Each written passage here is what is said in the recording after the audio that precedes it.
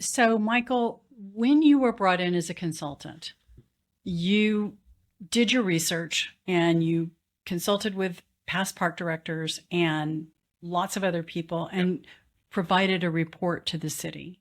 Is that Well, it correct? actually wasn't to the city Wasn't to the because I was hired by Dallas County Heritage Society to tell them what I thought their future was and what Right. direction they should go. Okay. And there were two parts to it. The phase one was basically an analysis of where they were and what the challenges were. And it really was an attendance issue, which also drove the revenues, and then a lack of support from pretty much everybody. The city and also from the local philanthropists. So then they said, and I gave them the recommendation they needed to stop being a living history museum. They needed to go back to being known as Old City Park, and they needed to be a historic park.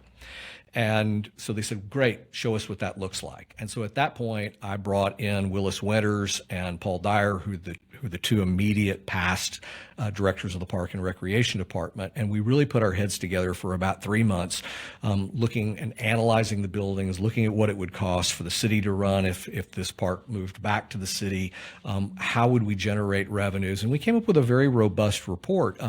But I got to tell you, some of the things that we had recommended were, for example, if buildings were in such bad disrepair and you couldn't figure out how to use them in a meaningful way, then you needed to remove them. Sure. Okay, it was basically a use it or remove it type of scenario. We also took the position that really maybe the best thing to do was to take, like, say, 3 to 4 of the buildings, and that's where you concentrated your teaching.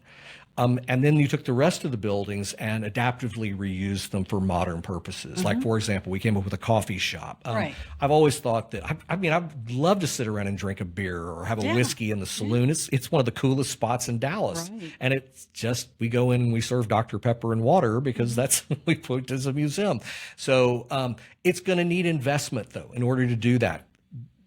The whole park was developed around kind of a jewel box philosophy where it was filled with old artifacts that people were supposed to come in behind ropes, take a look at, go ooh and ah, and leave. And that doesn't work for today's. I mean, I've got a millennial and I've got a Gen Z kid, and neither one of them want to do that. Right.